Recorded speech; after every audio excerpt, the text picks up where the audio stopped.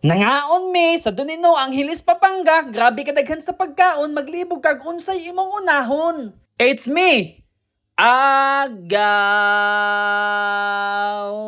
Karon adlaw mga gawno, bani ko ninyo kay magpagwapo ta, istay mga unta. So wala madugay mga gawno ni punit dadayon ko sa mino, kay mamili ko kung sa akong kanon, grabe kalami rabas mga pagkaon. Tungod lagi kay dugay man ang pagkaon, matik palit sa mig ilimnon. Paganaon niya inig pangaon. Grabe ka kuyo pa ng ilimnon na dili man mabasa. Pero okay ra, importante makasuway ta ani ni Jack. Tungod lagi kay dugay man pagkaon, matik magsumsum sa mi aning sutil. Kay timing pud mabot na si Tita Cheryl. Dili basta-basta niya Tita Cheryl diri, kay pretty pong pagkasiksiha. Kato na nagisugdan ng ilimnon na kay ako matiluan kung unsay lasa. Matik ang atong gibuhat diha, gipos ang nagsutil. Unya dayon gibubuan sa sujo. Ang nindot na kuno tan-awon, ambot lami pagkapod ni tonlon. Pero mato pa na iris diri, balik ko na akong pagbubo sa sujo diha. Kay kinahanglan pa ko nimo isaw-sayaw ang botelya bago nimo ibubo sa baso diha. Grabe ka daghang bagkutin niya nang ilimnon na. Wala pa nagpalupig si barin diri mga gawno. Mato pa niya kinahanglan ko no ihataw ang botelya. Di pay usa si Tita Cheryl. Mato pa niya kinahanglan ko nimong uyugon unya ipatong sa ibabaw sa cellphone. Di ba? Nakita ang buwa-buwa diha. Pero dili pa din na mao kinahanglan pa jud ko nimo lubagon. Pero ambot sa iya paglubag-lubag diri naglibog naman hinuon siya asang dapita. Mo nang iyang gibuhat, gibutang na lang ang botelya. Ha ha ha. So wala madugay mga gawno, nag-cheers na kunuhay mi diha. Kaya aron matilawan na kung unsay lasa niya ng ilimnon na. First attempt daw be kung unsay bay lasa. Bro, hindi ka malundot.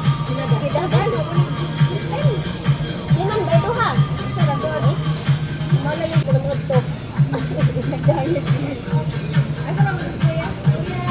Giatay pero tay maday nga hanga, mas lami pa mang black wings atong ilimnona. So wala madugay mga gawno, giserve na ni kuya ang sumsuman, istay ang ulingan. Kay mao kun ni sugbaan. Gisunod dayon ang mga pagkaon. Nga grabe kalamion. Unya giserve na po diha ang balik ka green nga hagunoy. Nga tinanom ni Manoy Banoy. Kitaan na mga gaw, pagkadaghanas pagkaon diha, maglibog kag unsay munahon kanon. So wala madugay mga gawno, gimanugban na ni Manoy ang karne diha, kay arato na ng panganon. Kung pinakauna na kung gipunit diha mga gawno, kikining hagunoy. Grabe kay style po ni among pagpangaon diri, kay walay kutsara. Tungod lagi kinaglibog matag unsay unahon natos pagkaon diha, matik ato na tilawan tanan. Sila binagyog kay hapin na nga luto ang mga karne kag gipanugba. Dili po ni basta-basta sa agaw barin diri ang mga gawno, kinagmama man po di ay. Baling usap-usap niya sa iyang tinimpla. Dili po ta palupig diha ang mga gawno, timpla patag ato diha. Yun na natukuha diha ang hagunoy nga tinanom ni Manoy Banoy. Sa tinod lang po bitong mga gawno, naglisod gid ko gamit sa chopstick kay pretty man po dining lisuda. Kay unsaon man lagi naanad batas kutsara. Mao lang naning kamot lang gyud gyapon tanga makatigot ana ning style. Dili po din basta-basta natong gikan-an mga gawno, kay grabe kalami man po sila mga pagkaon diri. Kita diha tungod sa kaulit hapit na natuk. Kay grabe kakanahan man murag ilugan. Mirisi, tagam, purya budyag ni samot nagtigtiglom ang ilong. Tungod po lagi mga gawno kay gikapoy sa bareno gamit sa chopstick diha. Umatig gamitan niya kutsara. Tungod pa lagi kinanakit atong kamot ginamitan sa chopstick diha. Umatig kinamot na nato dira. Kay grabe magyung magalisuda og dili ka anad daning butanga. Dili na nito tason natong video mga gawno. Daghang salamat sa inyong suporta. Palihog na lang pag like og share. Daghang salamat. Basta akong ikatambag niyo gaw basta mga on mo gingon ani pag practice na lang mog chopstick. Kay maayo na lang steady kayo kitaon kung diri mangaon.